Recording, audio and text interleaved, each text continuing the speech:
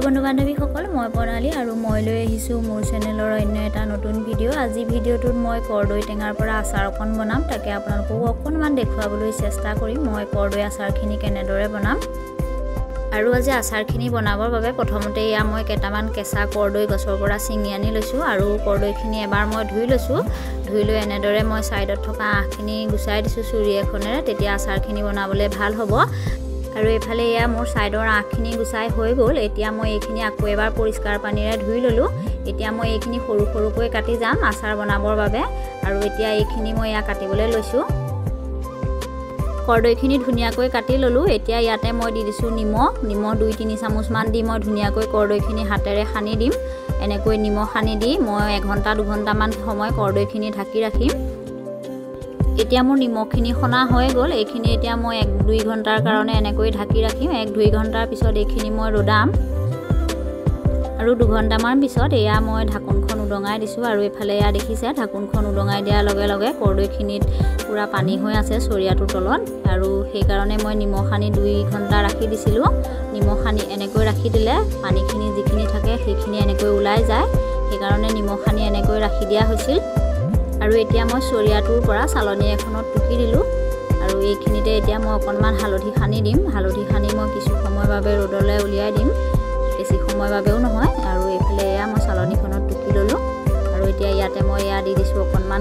হালধিখিনি মই ধুনিয়াকৈ হাতেৰে খানি দিম প্ৰতি চুকল কৰদৈত যাতে হালধিখিনি লাগি যায় আৰু এফালে এয়া মই হাতেৰে হালধিখিনি খানি আছো আৰু এফালে মোৰ হালধিখিনি খনা হৈ গ'ল এতিয়া মই চালনীখন অলপ সময় বাবে ৰদত উলিয়াই দিম আৰু এফালে ৰদত শুকাই মানে মই এফালে মছলাখিনি প্ৰস্তুত কৰি লম আচাৰৰ বাবে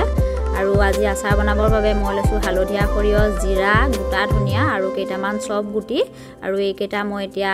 ধুনিয়াকৈ ভাজি লম কিছু সময় বাবে বৰ বেছিকৈ নেভাজো অকনমান কমকৈ ভাজিম আৰু এইখিনি মই এনেকৈ ভাজি লৈছো একেলগে মছলাবিলাক বেছিকৈ ভাজিলে আচাৰখন খাবলৈ বৰ ভাল নহয় সেই কাৰণে অকনমান কমকৈ ভাজো আৰু এয়া গেছৰ ফ্লেমটো লো কৰি মই লাহে লাহে ভাজি আছো আৰু এতিয়া এইখিনি মোৰ ভজা হৈছে বা ইয়া এটা দুটা ফুটিবলৈ আৰম্ভ কৰিছে আৰু এতিয়া এয়া মই মিক্সাৰৰ বাটি এটাত কাঢ়ি দিছো আৰু মই এইখিনি এতিয়া পিছি লম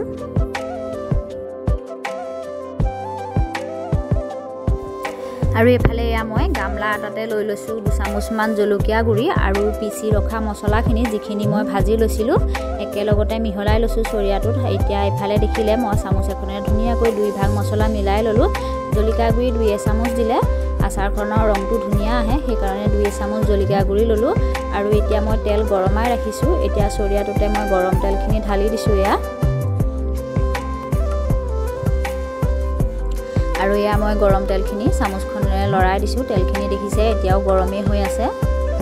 আৰু এতিয়া ইয়াতে মই ৰদৰ পৰা অনা কৰদৈখিনি ইয়া দেখিছে এইখিনি ঢালি দিছো চৰিয়াটোতে আৰু এতিয়া চামুচখনেৰে লাহে লাহে লৰাই দিছো মছলাখিনি যাতে প্ৰতি চুকল কৰদৈ গাত ভালদৰে লাগি যায়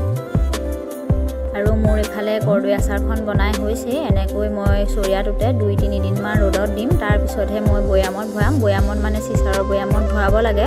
সদায় আচাৰবিলাক আৰু এফালে ইয়া দেখিছে আজি মই বনোৱা কৰদৈ আচাৰখনৰ ৰংটো কিমান ধুনিয়া হৈছে এয়া মই অকনমান ওচৰৰ পৰা আপোনালোকক আকৌ এবাৰ দেখুৱাই দিছো ইয়া আৰু আপোনালোকে যদি মোৰ ভিডিঅ'বিলাক চাই ভাল পায় তেনেহলে লাইক এটা কৰি দিব আৰু যিসকল মোৰ চেনেলটোলৈ নতুনকৈ আহিছে মোৰ চেনেলটো সাবস্ক্ৰাইব কৰি দিব বুলি আশা থাকিল আৰু আপোনালোকলৈ মোৰ ধন্যবাদ আপোনালোকে মোৰ লগত এনেকৈ সহযোগ কৰি যোৱাৰ বাবে আৰু আগলৈ সহযোগ